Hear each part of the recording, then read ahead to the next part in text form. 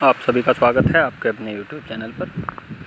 किसान भाइयों, जैसा कि आप देख सकते हैं कि इस खेत में गेहूं की फसल की कटाई हो चुकी है और इसमें एक सिंचाई तो आ चुकी है। अब दूसरी सिंचाई की तैयारी किसान भाई कर रहे हैं।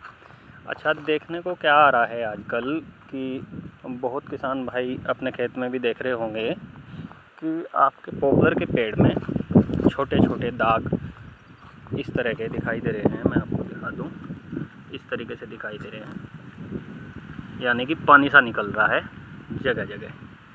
तो बहुत लोग सोच रहे होंगे कि पता नहीं हमारे खेत में ये कोई बीमारी आ गई क्या। तो मैं आपको बताना चाहूँगा कि किसान भाइयों, ये कोई बीमारी नहीं है।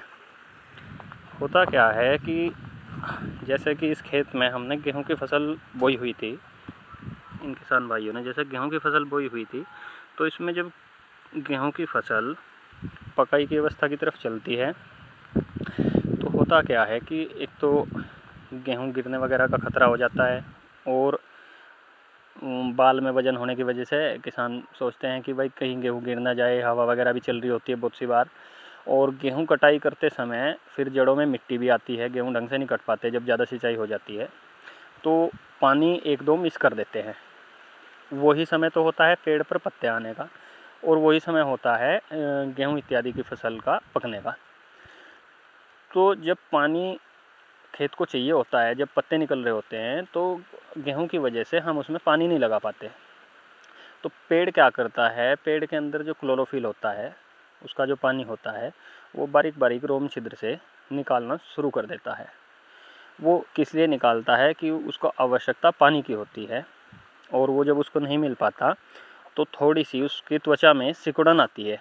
उस सिकुड़न की वजह से ही ये अपना पानी थोड़ा थोड़ा रोम छिद्र से निकालना शुरू कर देता है। तो इससे क्या करें कि इससे घबराने की कोई बात नहीं है, ये अपने आप ही स्वतः ठीक हो जाते हैं। होते कैसे हैं कि जैसे ही खेत खाली हो गया, फसल की आपकी कटाई हो चुकी, फिर आप लगातार इसकी 2-3 सिंचाई जैसे अवेलेबल हो भाई।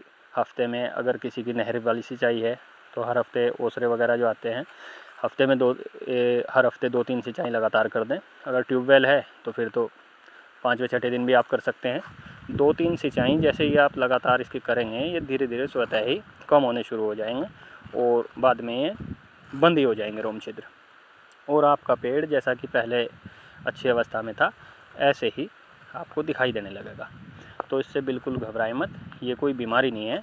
अच्छा, जिन खेतों में अन्य फसल नहीं बोई गई थी, यानी कि सर्दी के मौसम में जो पेड़ खाली थे, उनमें ये बहुत ही कम देखने को मिलता है, क्योंकि उसमें जब भी मिट्टी खुश्क दिखाई देती है तो किसान भाई अपनी सिंचाई कर देते हैं, निरंतर सिंचाई चलती रहती है, तो उसमें ये कम देखने को मिलता है।